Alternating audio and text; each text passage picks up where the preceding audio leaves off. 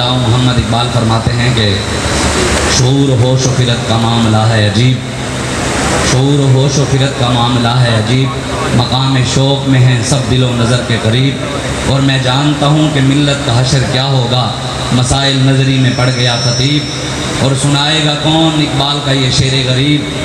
سنائے گا کون اقبال کا یہ شعر غریب، سمجھ بیٹھے ہیں جو یورپ کو ہم جوار اپنا، ستارے ان کے نشے من سے زیادہ ہیں قریب۔ علامہ اقبال کہتا ہے کہ مسلمان یورپ کو اپنا قریب سمجھ بیٹھا ہے، فرنگی تہذیب و تمدن کو اپنے قریب سمجھ بیٹھا ہے، حالانکہ حضور کے غلام کے تو چاند ستارے اور زیادہ قریب ہیں، اور یہاں تک کہ اللہ تعالیٰ نے تو قرآن میں کہا نبی اولیٰ بالمؤمنین من انفسہم، نبی مومن کی جان سے بھی زیادہ قریب ہے۔ اور ہمارے بزرگوں نے قربانیاں اس لیے نہیں دی تھی کہ پاکستان میں یہاں مرزیت کو اڑان چڑھایا جائے، پرواز چڑھایا جائے، بڑے بڑے عہدے دیے جائیں۔ پاکستان نہ مرزیوں کے لیے بنا تھا، نہ ہی یہ وڈیروں اور سرداروں کی بدماشیوں کے لیے بنا تھا، پاکستان کلمے کے نام پر بنا تھا اور نظام مصطفیٰ کے لیے بنا تھا۔ اس کے لیے ہمارے بڑوں نے بڑی قربانیاں دی ہیں۔ علامہ فضل خیر آبادی،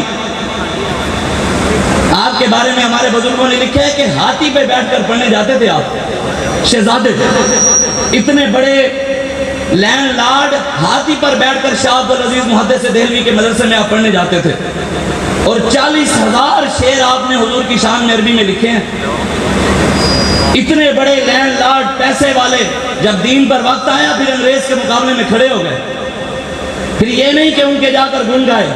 پھر آپ نے انگریزوں کے خلاف فتوی جہاد دیا، عدالت میں گئے، وہاں بہت ایک لمبا کہ بس مختصر میں بات زیادہ لمبی نہیں کروں گا۔ آپ نے اپنے شعروں میں کہا ہے کہ میرا جرم بھی فضل خیر آبادی کا صرف یہی ہے کہ میں نصرانیوں سے محبت نہیں کرتا، میرا جرم صرف یہی ہے کہ میں نصرانیوں سے محبت نہیں کرتا، مجھ کا لباس بھی پہنا، تکلیفیں بھی اٹھائیں، یہاں تک کہ علامہ فضل خیر آبادی جب جیل کے اندر تھے، آپ کے آخری دن تھے، سپریڈنٹ جیل تبدیل ہوا، وہ بڑا شوقین تھا، پڑھنے لکھنے کا مطالعے کا شوق تھا، کتابیں پڑھتا تھا، اس نے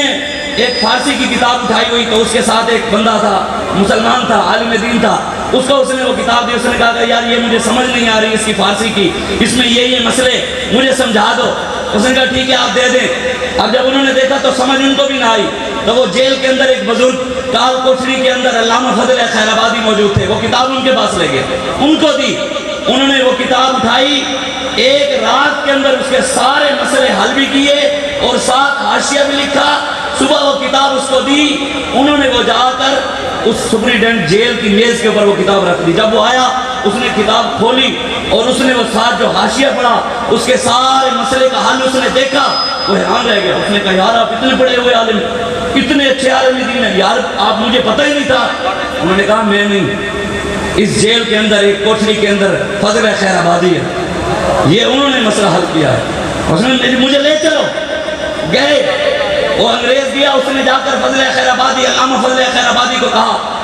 اس نے آپ کا یہاں تک ہمارے بزرگوں نے لکھا ہے کہ آپ چارپائی کے اوپر لیٹے ہوئے تھے، سانپ کا زہر پی پی کر آپ کو سانپ اور بچھو کا زہر سے زیادہ زہریلا پانی پلایا جاتا تھا، آپ کے جسم کے اندر ہر چیز ختم ہو گئی، بستر مرگ پر آپ پڑے ہیں، آپ اپنی سائیڈ تبدیل نہیں کر سکتے تھے، خود کوئی آ کر تبدیل کرواتا تھا۔ وہ انگریز بھی اس نے جا کر کہا کہ جب اس نے آپ کی حالت دیکھی اور آپ کا علم دیکھا، مقام دیکھا، تو وہ حیران ہو گیا، اس نے کہا کہ جناب میری طرف سے آپ کو اجازت ہے، صرف آپ اتنا کہہ دیں،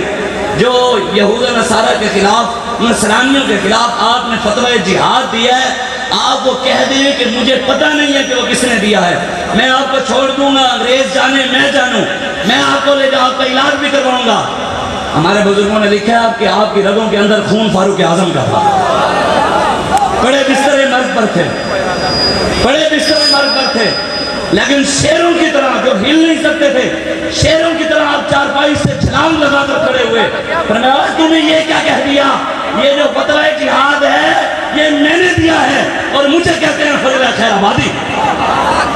یہ تھے ہمارے بزرگ، یہ تھے ہمارے بڑے علماء جنہوں نے پاکستان کے لیے قربانیاں دی۔ سید حضرت علی موہانی، سید کفایت علی کافی، احمد شاہ مدراسی، احمد اللہ شاہ مدراسی، ہمارے بزرگوں نے لاکھوں مسلمانوں نے قربانیاں دی ہیں، تب یہ پاکستان بنا ہے۔ آج آ کر اوپر سے لے کر انہوں نے سازش ایسی رچائی ہے، یہود و نصارہ نے پہلے سازش رچائی افغانستان کے خلاف، داڑھی والے لوگ تیار کیے، پگڑیاں پہنائی، مسلمانوں کو مروایا، دہشت گردی کروائی امریکہ نے خود، اور مسلمانوں کا نام لگوا دیا کہ یہ دہشت گردی مسلمان کرواتے ہیں۔ پھر امریکہ خود حملہ کر آور ہوا، پورا افغانستان انہوں نے تباہ کر دیا، کسی مسلمان نے آواز بھی نہیں اٹھائی، کیوں؟ جو انہوں نے پہلے سازش تیار کی کہ مولوی دہشت گرد ہوتے ہیں۔ بابا جی فرماتے تھے مولوی دہشت گرد نہیں،